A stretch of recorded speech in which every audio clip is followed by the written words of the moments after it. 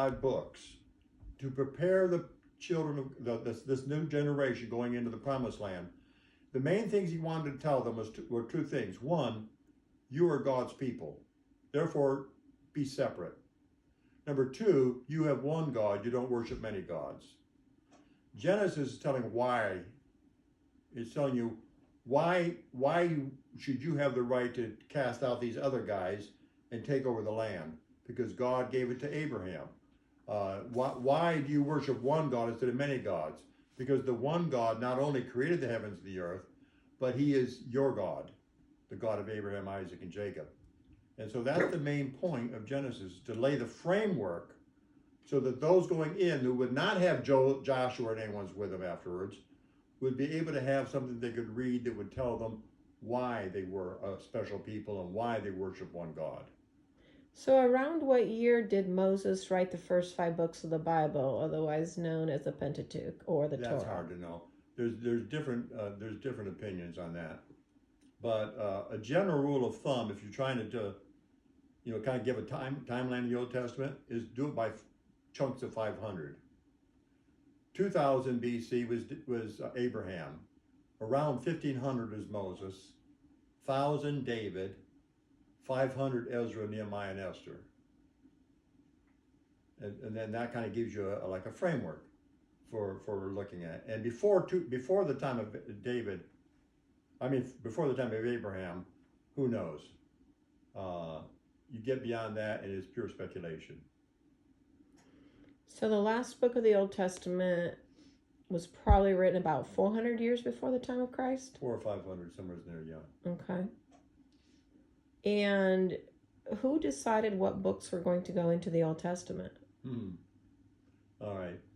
That depends what you mean. I believe God did. But if you're talking about what the Jews at Gethsemane in 100 AD, the Jews made a final decision on which book should be in it. And they accepted the ones that we accepted as Protestants. So what books would they have rejected, or do we know that? What books what? What books would they have rejected as being a part of the Old Testament? Some of the Apocrypha, some of the Pseudepigrapha. It wasn't so much they rejected them, they just didn't consider them scripture. They might still read some of those, but they wouldn't consider them the Bible. At the time of just before the time of Jesus, actually. Catherine.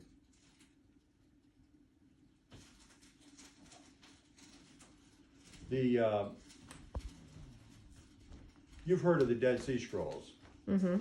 The Dead Sea Scrolls were a library that was hid in the caves because the Romans were coming in to destroy everything, and it was the Essenes community on the shore of the Dead Seas that took all their library and hid it in these caves. In that library, every book of the Old Testament, except for Esther, is found. But that Essenes did not believe in they didn't celebrate the day of Purim, so they didn't accept the book of Esther. But every other book is found, and they're almost identical to the Hebrew Bible we have today. So that means that the authenticity, the correctness of the Old Testament we have before the time of Christ. The Bible we have now the Old Testament we have today is almost exactly what they had 100 years before Christ. And then who, humanly speaking, decided what books would go into the New Testament, and what criteria did they use? All right. The number one criteria was moral excellency. Does it have things in it that are morally wrong? For example, the Gospel of Thomas was rejected because it had moral problems with it. The second one was it had to be written by someone who that knew Jesus, or that was except one of the original apostles, or like that. In other words, Paul, who had seen Christ on the road to Damascus. They had to have seen Christ, either an apostle or a disciple of an apostle. that eliminated a lot of them. And then what happened was, over the years, what happened, you see, when we decide what books are in the Bible, a lot of it depends on what the early church accepted as scripture. And we don't have a lot of, they didn't come out and say, well, this book's scripture. What they did is they quoted from it. If they quoted from it as scripture, then you take for granted they believed it was scripture. And a lot of books didn't have any reason to quote it. Why would you quote why would you quote 3 John? There's nothing in it that you can't find in 1 John. And so some weren't quoted as often. Eusebius, who was about 300 AD, was a church historian, the father of church history in a sense. And he did a lot of research. He had books we no longer have that have been destroyed by now. And he divided all of the New Testament books into 3 categories. First, there was the homologomena, which means it was universally accepted both now and by the early church. There was no question about these books. The second was the antilogomena, which means that although they were accepted by the majority, still some of them weren't sure that they were scripture. The third were the spurious books, the books that everyone agreed shouldn't be in the Bible. And so all of the books we have in the Bible were either in the antilogomena or the homologomena. And the ones that were in the antilogomena, it's because they were small books that didn't circulate much, and so they didn't have much proof that, people didn't quote from them early. For example, or there was some question about the author, like James. They weren't sure who wrote it, and that made some people question it. But the content of it is so in line with the rest of Scripture that it was pretty much accepted by Eusebius' time as Scripture. Jude, the problem is he quotes from some pseudepigrapha, and so that made some people question it.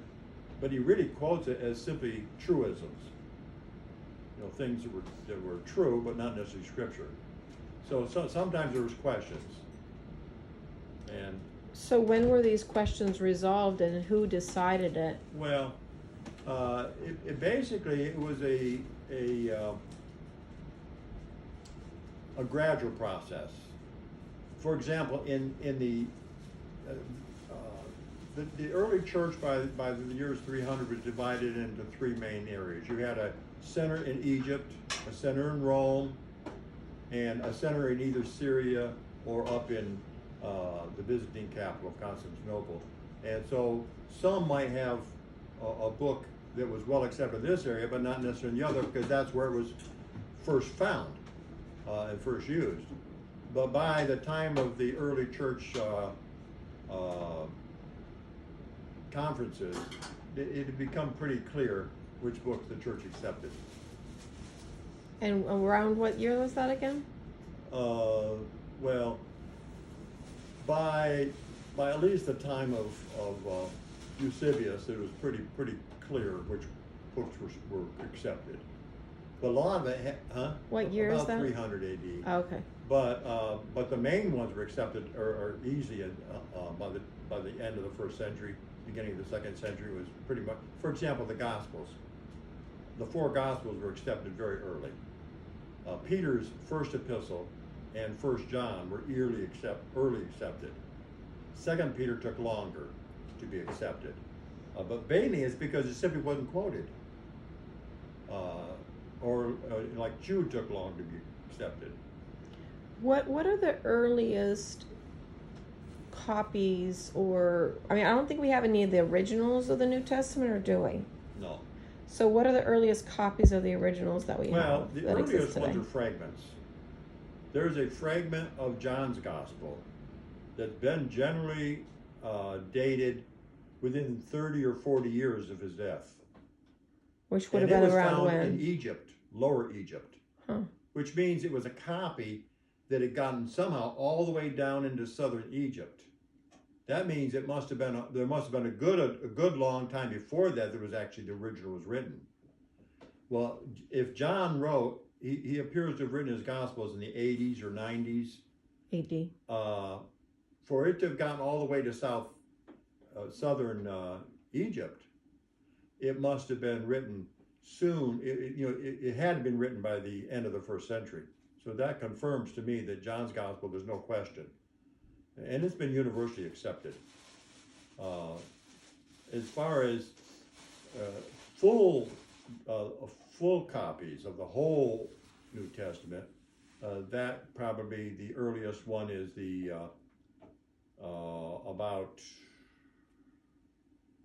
second or third century, around the third century, I'd say.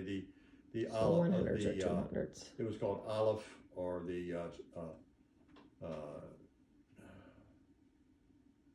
I can't really think of it offhand, but it was found in a monastery in the Sinai desert. It was the Sanakatis, from Sinai, and so and it was found in a wastebasket in the monastery, because when something was old, they had a room where they would get rid of the old manuscripts, but they didn't want to just throw them away, because it was sacred.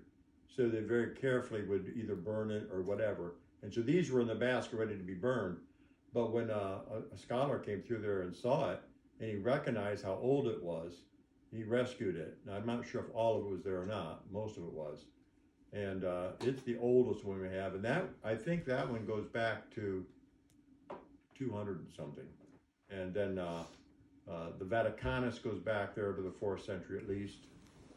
Sinacanus, they're 3rd or 4th century. But see, these are in codex, that is in book form. Before there was a book form, there were the scrolls, like the gospel, like 1st, 2nd, 3rd John. They were on scrolls, and so some of the early church fathers talk about the epistles of John as if there were 2. Some talk about it as there were 3 or even 1. So what probably happened was some copies that were sent around to the different churches had all 3 gospels and all 3 epistles in one. Because the others are so short, they just appended it to it. And so if you had one that had 1st John and one that had 2nd and 3rd John in it, you would talk about 2 letters from John, when really 2nd and 3rd were together. And so there's really no question about the majority of the New Testament books. They were accepted very, very early. So other than James and Jude, were there other books that were sort of in question for a while? Second Peter, okay, because it wasn't quoted so much. Yeah. James, because they weren't sure who wrote it, and because his whole thing about faith. And see, Martin Luther didn't like James. He called it a book of straw, and it was basically because it didn't fit his view of salvation by faith alone. He just didn't understand James right. But it was a question of what some thought was contradicting Paul and not knowing who wrote it. With 2 Peter, it's so much like the book of Jude that some say that one copied the other. Either Jude copied Peter or Peter copied Jude, because there's some, chapter 2 of 2 Peter is almost very, very similar to the book of Jude. And Jude they have a problem with because he quotes the book of Enoch. And what's that? Or not, yeah, the book of Enoch and the Assumption of Moses. Those are 2 pseudepigraphas that were written before the time of Christ. The Assumption of Moses, you remember it says that Moses went up into the mountain and God buried him. Well, the Assumption of Moses talks about what happened on the mountain. Someone made it up.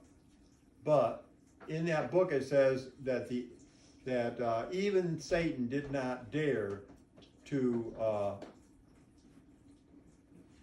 question the archangel.